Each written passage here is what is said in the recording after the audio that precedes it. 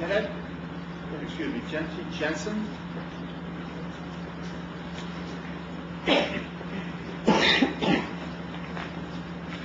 Hi, my name is Jennifer Jensen. Okay, Waukegan's music department is number 13 in the state, and every year we advance in ranking.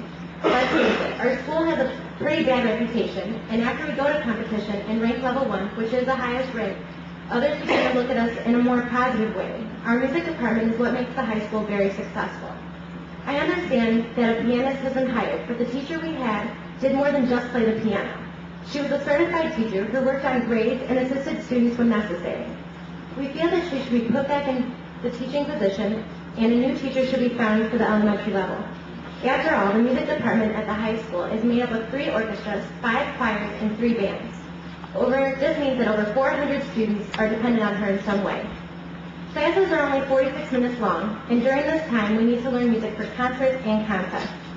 This time has been drastically limited due to the absence of our previous teacher.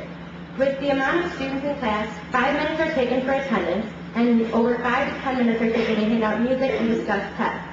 This gives us just about 30 minutes to rehearse, and not to mention how difficult it is for one individual to control over 60 students. We perform some very difficult choral pieces because of her abilities, and will be forced to lower our standards to less complex pieces. This will definitely hurt our success in organizational contests. And it's impossible for one teacher to do all the side work, focus on our separate sections, and make sure we blend as a whole on her own. She made this possible and eliminated the chaos, making choir very enjoyable. I think most of the choir students in here can agree. The choir students had originally thought about performing for the school board to display all that Waukegan would be losing. But we decided it would be unnecessary after explaining all that she does for the music department and why we need her back at Waukegan High School. Thank you. Thank you.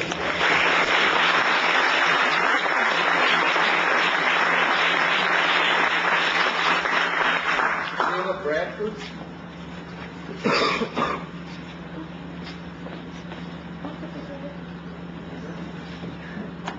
Hi, I'm Hannah Bradford, and I'm going to start off by reading a paper that I had got last Wednesday, September 20th, and it says, Promises, Promises.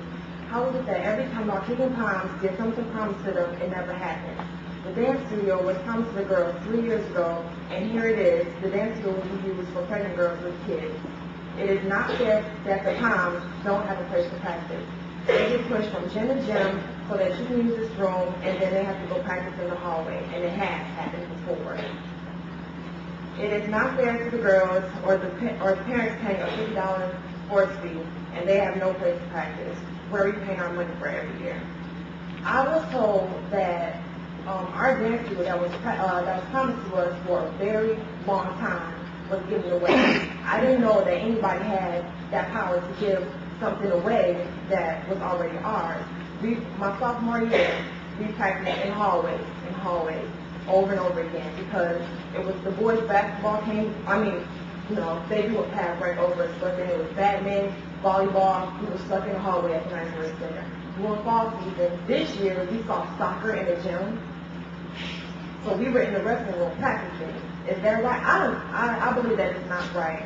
So, how would you guys feel if something was promised to you and it was taken right underneath you? And you worked really hard, so we qualified for nationals over the summer. And we all paid a lot of money to get there, and we have to pay a lot of money to go to Florida to participate in nationals. And so I feel that it is not fair for something that we worked for a very long time to get, and now it's gone. If I knew that all I could do was lay on my back and get something like that, then I would have did that. But we worked hard. We worked very hard for that. And another thing, I don't mind the learning sectors because I'm a good student, and so I don't have to worry about it. But I do want you guys to see my book, how it is. A lot of other people, a lot of other schools have better books, but they have no learning sectors. These learning sectors were rushed in, but I'm still waiting on my new book. And there's a lot of books that we have not gotten, and we are still not getting. So there's a lot of stuff going on this year. Like as far as the lockers, I don't know if you guys heard, but that was really messed up. And then we also have the report cards. I'm hearing that my mom has to come pick up my report card because other kids are responsible enough to give it to their parents. And then another thing I wasn't understanding was the tardies or absences for our school dances. I wasn't understanding that too. So the reason I'm here asking about those is because at the high school, when I asked about them, they pushed me over here. So now I'm coming to ask you guys. And I mean, this is my senior year, and we've only been in school, what, 5 weeks, 6? And already so much has happened. I had counselors and teachers tell me that I'm not going to college or it's going to be hard for me to get into because of the classes I chose. And I feel that that's not a very good school environment or motivation for me to go to college. So I am a writer for the Washington School newspaper, and my topic is school board. Thank you. Bradford, the school principal's right there. I go ahead and talk to him. If you happen to talk to him. Rita, what book is that? Grant Isaac? Literature? Yes, the split. All of them. All of the split books. All of the My name is Fran Isaac, in Beach Park, Illinois, and I'm here again to reiterate, asking you if there's something that can be done so that we can get the choir, the associate choir director back. I had written Dr. Batiste a letter, and I had copies sent to the board, so you already saw everything that I had to say about it.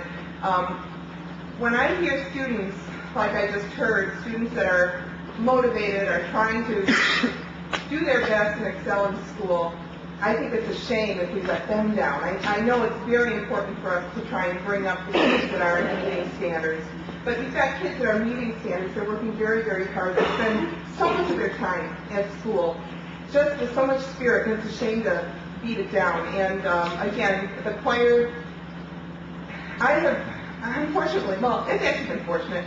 I have been at the high school since 1990.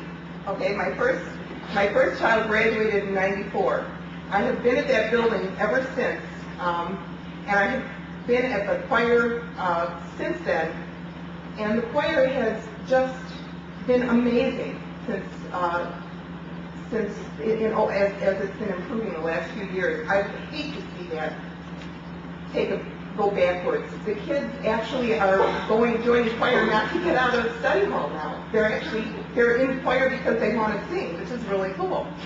So that was one of them, and that's my main reason for being here. I just wanted to take a second to have the kids and the people that are here with the same idea to stand up so we can see how many people came today.